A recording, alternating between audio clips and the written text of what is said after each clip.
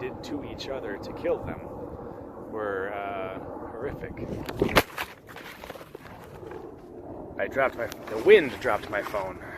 All right, let's get you propped back up. You're actually on top of a grave. Yeah, I dropped my phone. Well, hello and welcome to Ancient Chicago. I'm Lars Adams, your host. And today, if you look behind me, we have a lot of Civil War graves. We're in Rose Hill Cemetery in Chicago, Illinois. And we played a pretty important role during the Civil War. So today we're going to look at those and show you what's going on with them.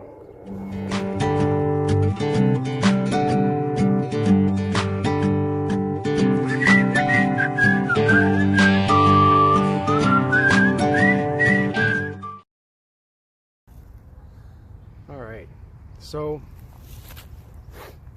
all right, I'm just getting comfortable. I'm just going to chat with you. Probably have some bloopers in there.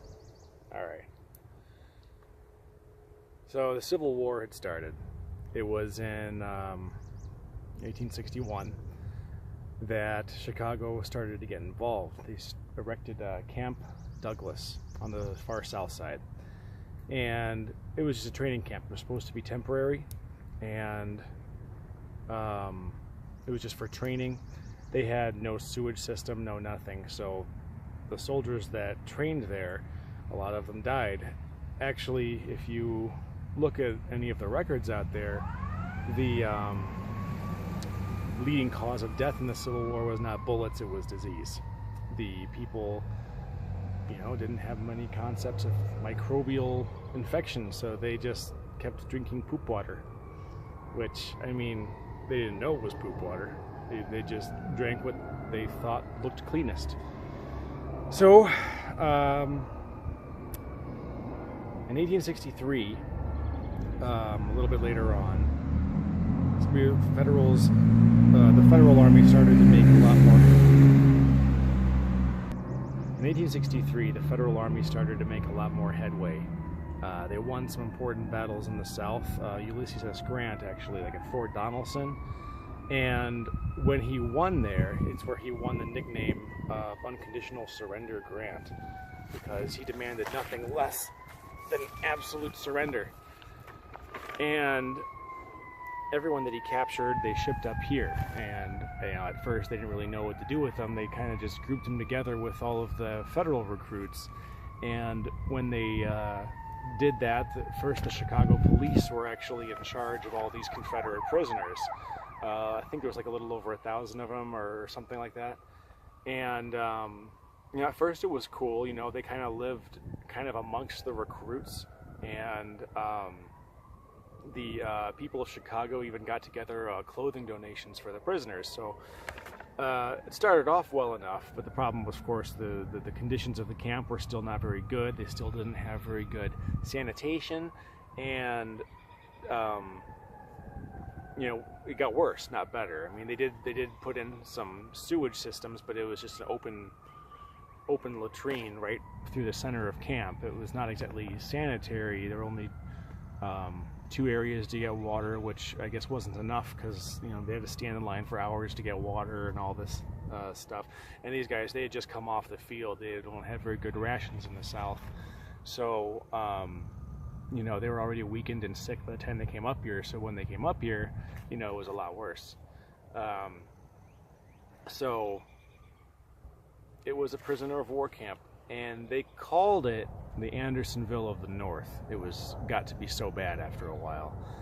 Andersonville was a prisoner of war camp in the South that was particularly notorious. The photographs, the people that came out of there, they were just starved, skin and bone. It was awful. And this was pretty bad too. There were rations. People didn't starve to death, but the disease is what got them up here. They just did not have the proper sanitation, and in fact, they started retaliating against the Confederate prisoners too, because Confederates started executing black soldiers who they had captured because they did not treat African American soldiers as soldiers. They treated them as runaway slaves. and the official policy was to put them to death, and any white officers in command of them were aiding and abetting runaway slaves, also put to death. This was very aggravating and shocking and horrifying to people in the North, and so then the North took official position that they would retaliate against Confederate prisoners in response to that, in the hopes that the Confederate government would cease that kind of activity. And so the conditions got worse. They took away certain sanitary things and whatnot, so that it was just not fun. The punishments got worse. They would hang the prisoners by their thumbs. They would strap chains around them, all this stuff. There was this White Oak Dungeon, that they called it, where it was just a couple feet by couple feet foot room, but they would just stuff dozens of prisoners in there at a time who they figured were infracting on it. In 1864, there was actually a conspiracy to free these prisoners. In Chicago, it's deep in the North, right? But there were hundreds of Confederate agents in Chicago.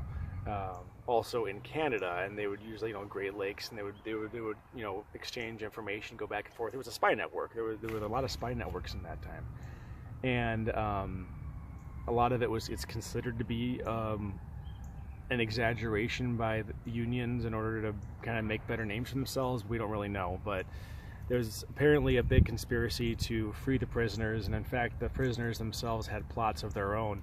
When they captured a bunch of Morgan's Raiders, there were these guerrilla fighters, hit and run tactics and everything. They were out in the frontier. They didn't no nonsense.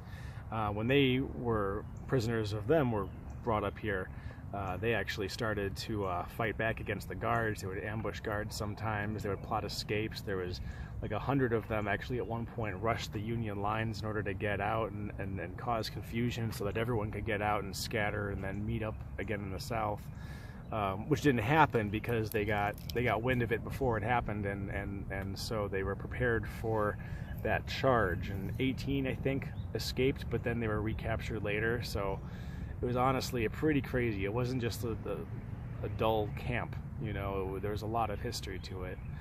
So who is behind me right now?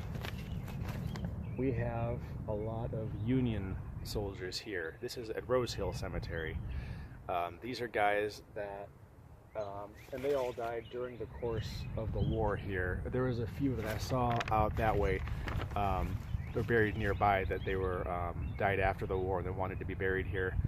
But these guys here, they all died in the line of duty at Camp Douglas.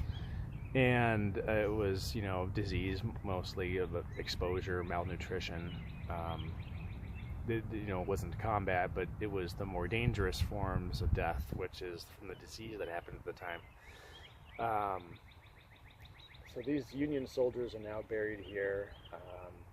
Every so often they'll have Civil War reenactments and whatnot. Now, at another cemetery, it's even more, I don't want to say impressive, but there's more graves at Oak Hill Cemetery. Oak Hill Cemetery on the far south side. It's way too far for me to drive out there right now, maybe in a future video someday. But the largest mass grave in the Western Hemisphere. Just let that sink in. The largest mass grave in the Western Hemisphere is at Oak Hill Cemetery in Chicago. That is all of the Confederates that died during there. There's thousands and thousands, and they're buried in one hill just together. They were dumped in. There's a big memorial sitting on top of it now with as many names as they could get, inscribed on there. I mean, I'm not a fan of the Confederate Army, but everyone deserves to have the grave marked. And yeah, that's insane. The largest mass grave in the Western Hemisphere is right here in Chicago. That's, kind of gruesome. It was a terrible war. It was the things that people had to do to survive, and the things that they did to each other to kill them were horrific. The wind dropped my phone. Alright, let's get you propped back up. You're actually on top of a grave. This here is the grave of Brevet Major General Thomas Ransom, U.S. Volunteers. I had never heard of him. I actually had to Google him before I made the video here.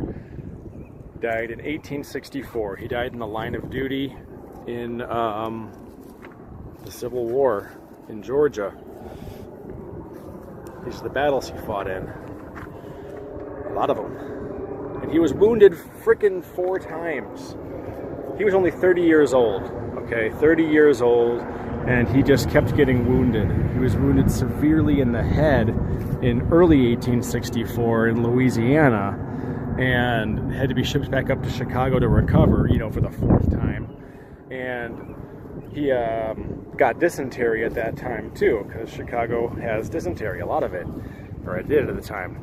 And even though he had dysentery and he was recovering from that head wound, and not to mention whatever other problems he was having from the other wounds, he went out to Georgia to command troops in the field, and he did so until he died of that dysentery. The dysentery got worse.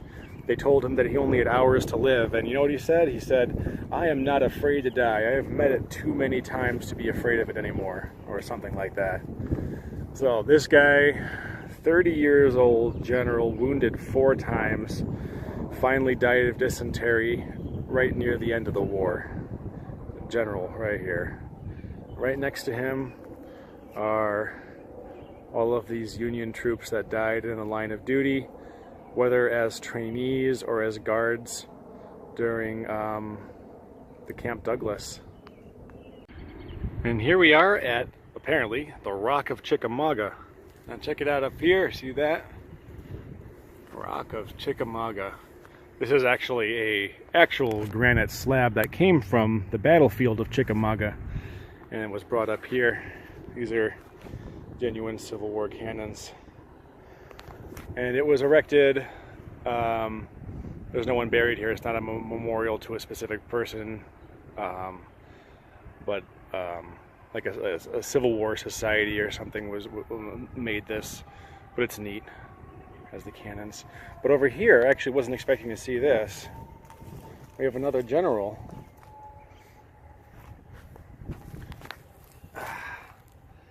Andrew Barclay Sperling, Medal of Honor and Brevet Brigadier General of 2nd Maine Cavalry.